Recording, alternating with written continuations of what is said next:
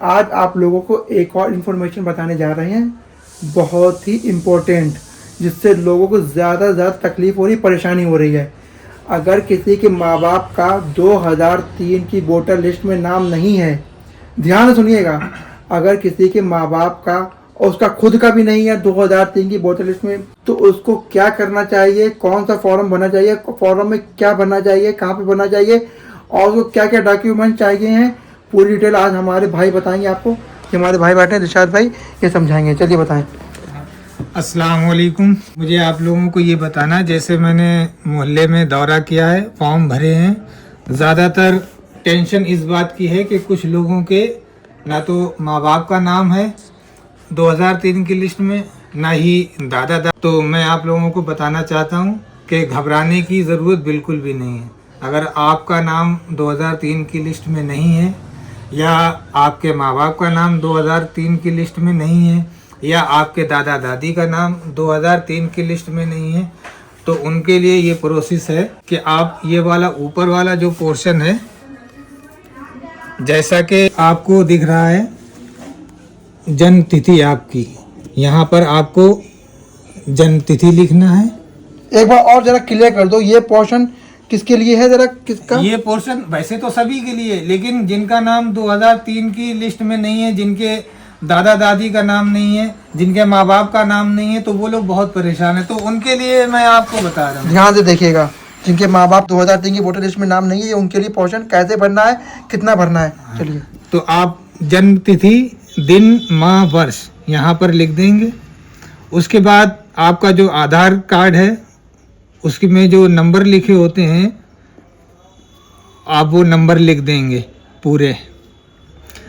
तीसरा आपका mobile number एक परिवार में एक ही चल सकता। आप एक परिवार में अगर 8 फॉर्म भर रहे हैं तो एक ही नंबर उसमें डाल सकते हैं, उसका कोई इशू नहीं है। बड़ी इंपॉर्टेंट बात है। ठीक है, लोगों को मोबाइल नंबर के भी बहुत परेशानी हो रही कि कितने मोबाइल नंबर चाहिए, एक ही डाल सकते हैं। 8 लोगों का एक मोबाइल नंबर से काम चल जाएगा इंशाल्लाह। चलें। अच्छा, फिर आगे लिखा है पिता अभिभावक का नाम। आपके पिता हैं तो आप अपने पिता का नाम लिख सकते हैं। यहाँ पर आपके पिता का नाम आ जाएगा। आपके पिता की जो आईडी है, अगर आईडी उपलब्ध है तो आप यहाँ पर आईडी के नंबर लिख सकते हैं, अगर नहीं है तो कोई बात नहीं।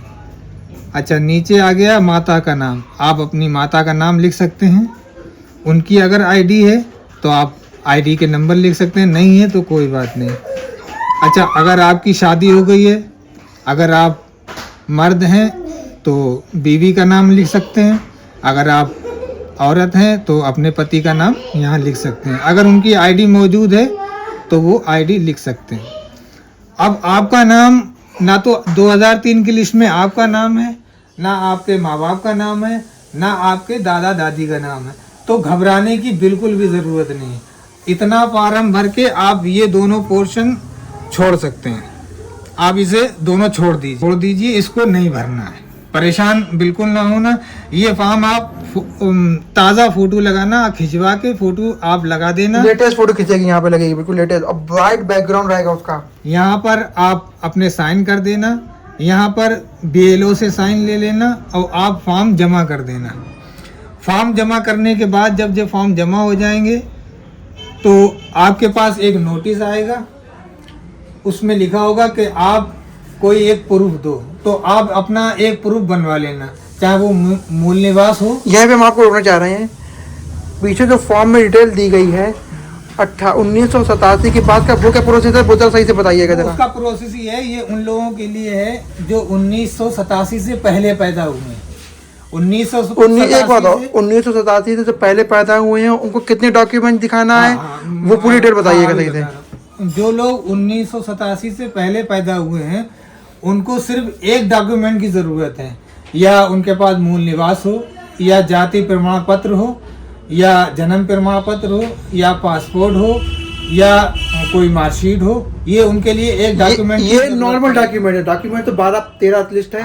ये नॉर्मल डॉक्यूमेंट जो आपको बनवा सकते हैं, बन भी सकते हैं। अच्छा, अब दूसरा स्टेप के जिनका जन्म 1987 के बाद से लेके 2004 तक हुआ हो, तो उनके लिए ये प्रोसेस है। जिनकी लिस्ट में नाम नहीं है किसी का, उनका प्रोसेस ये है कि आप एक अपना डॉक्यूमेंट्स और एक अपने पिता का डॉक्यूमेंट्स, ये 2 डॉक्यूमेंट्स की ज़रूरत आपको पड़ने वाली है। जिनका 1987 से लेकर 2004 के बीच में जन्म हुआ हो, उनके वोटर लिस्ट में नाम ना हो, उनके माँ बाप का नाम ना हो, तो उनको ये 2 डॉक्यूमेंट्स चाहिए होंगे, एक उनका और एक उनके पापा का डॉक्यूमेंट तो हम आपको बता चुके हैं क्या क्या, ठीक है।